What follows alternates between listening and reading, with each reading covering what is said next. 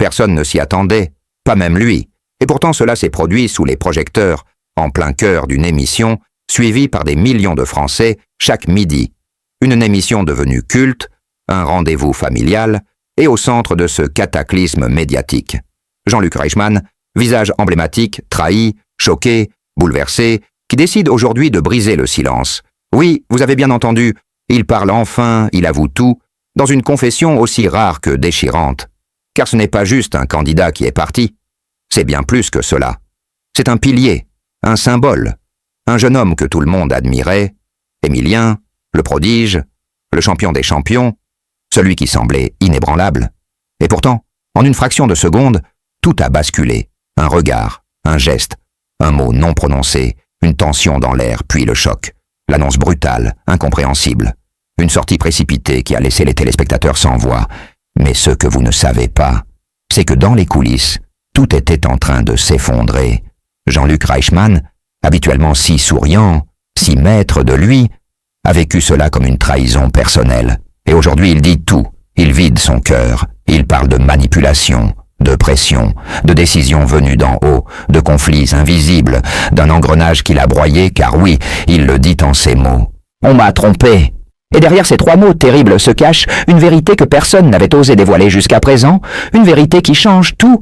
Alors installez-vous, ouvrez grand les oreilles, car ce que vous allez entendre pourrait bien bouleverser tout ce que vous pensiez savoir sur le départ d'Émilien. Et si vous voulez connaître le fin mot de l'histoire, si vous voulez comprendre pourquoi Reichmann se sent trahi, alors abonnez-vous maintenant et ne quittez surtout pas cette vidéo, car ce que Jean-Luc Reichmann a révélé en coulisses dépasse de loin le simple cadre d'un jeu télévisé. Ce n'est plus une question de score de buzzer ou de bonne réponse, c'est une affaire de confiance brisée, d'amitié, sacrifiée, de stratégie de l'ombre et d'une vérité que certains auraient préféré garder enterrée à jamais, car depuis plusieurs semaines déjà, des tensions étaient perceptibles sur le plateau de l'émission, des regards fuyants, des silences lourds, une ambiance étrange que peu de gens osaient commenter à voix haute, mais que Reichmann lui-même ressentait au plus profond de lui, car, entre lui et Émilien, s'était tissé un lien unique, presque filial, un respect mutuel, une admiration sincère. Et c'est précisément ce lien qui a été brisé, trahi, mis à mal par des décisions qui venaient, d'ailleurs oui, car selon ses propres mots, ce n'est pas lui qui a choisi ce départ. C'est un choix imposé, une consigne venue de plus haut, sans explication, claire, sans justification valable. Et c'est là que commence le vrai scandale, car Émilien était en pleine ascension, un parcours exemplaire, un mental d'acier, un chouchou du public, mais aussi une figure devenue presque trop puissante, aux yeux de certains, trop présente, trop aimée. Et dans les coulisses, certains murmurent qu'il dérangeait, qu'il prenait trop de place, qu'il éclipsait même parfois l'animateur lui-même, des accusations absurdes, mais qui ont visiblement trouvé un écho chez les décideurs de la chaîne, car du jour au lendemain, les règles ont changé. Les conditions de participation se sont durcies. Des pièges subtils ont été glissés dans les questions, une pression invisible a commencé à peser sur les épaules du jeune champion, et Reichmann l'a vu, il l'a senti impuissant, témoin d'un engrenage qu'il ne contrôlait plus, car même lui, l'animateur phare, celui que tout le monde imagine intouchable, n'était finalement qu'un pion dans un jeu bien plus grand qu'il ne l'avait imaginé, et c'est cette prise de conscience brutale qui l'a poussé à parler aujourd'hui, à oser briser le silence, à révéler ce que personne n'osait dire à voix haute. Oui, Émilien n'est pas parti parce qu'il avait perdu, il est parti parce qu'on l'a poussé dehors, méthodiquement, habilement, presque sournoisement. Et le plus douloureux dans tout cela, c'est que Reichmann n'a rien pu faire, ou plutôt qu'on ne lui a pas laissé la possibilité d'agir. On lui a menti, on lui a fait croire que tout allait bien, que les règles restaient les mêmes, que le jeu était encore un jeu.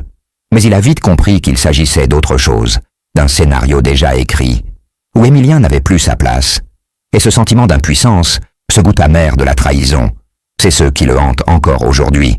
Il parle d'un cauchemar réveillé, d'un tournage sous tension, où chaque sourire devenait une façade, où chaque applaudissement sonnait creux, où les caméras ne captaient qu'une infime partie de la vérité, car dans les loges, dans les couloirs, dans les regards fuyants de la production, se jouait un tout autre drame, un drame que Jean-Luc Reichmann ne veut plus cacher, un drame qu'il raconte aujourd'hui avec émotion, avec colère parfois, mais surtout avec une honnêteté bouleversante.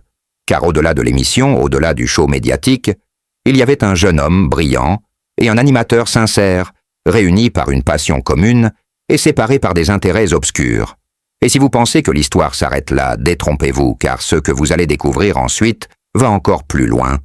Car après le départ d'Émilien, une véritable chasse aux sorcières aurait commencé selon certains membres de l'équipe, des menaces déguisées, des mises à l'écart, une volonté d'étouffer l'affaire, de faire taire les rumeurs, de préserver l'image du programme à tout prix, même au détriment de la vérité, et ce que Reichmann a osé dévoiler dans un moment d'émotion pure, c'est qu'elle a lui-même été convoqué, rappelé à l'ordre sommet de ne plus évoquer publiquement le départ d'Émilien, comme si ce sujet était devenu tabou, comme si la vérité devait rester enterrée. Mais Jean-Luc a refusé. Il a tenu bon, il a décidé de parler de tout dire, quitte à choquer, à bouleverser. Car pour lui, le silence serait une deuxième trahison. Et s'il parle aujourd'hui, s'il ouvre enfin la boîte de Pandore, c'est parce qu'il veut rendre justice à ce qu'ils ont vécu tous les deux à l'écran et en dehors, car leur relation allait au-delà du simple jeu, au-delà du plateau. Et ce départ imposé a laissé une cicatrice profonde, un vide que ni les nouveaux candidats, ni les records d'audience ne pourront combler, et c'est aussi un appel, un cri du cœur de Reichmann à ses fidèles téléspectateurs, à ceux qui le suivent depuis des années, pour leur dire qu'il n'est pas complice de cette décision, qu'il l'a subie, qu'il en souffre, et qu'il espère qu'un jour, toute la lumière sera faite sur ce qu'il appelle désormais la plus grande blessure de sa carrière.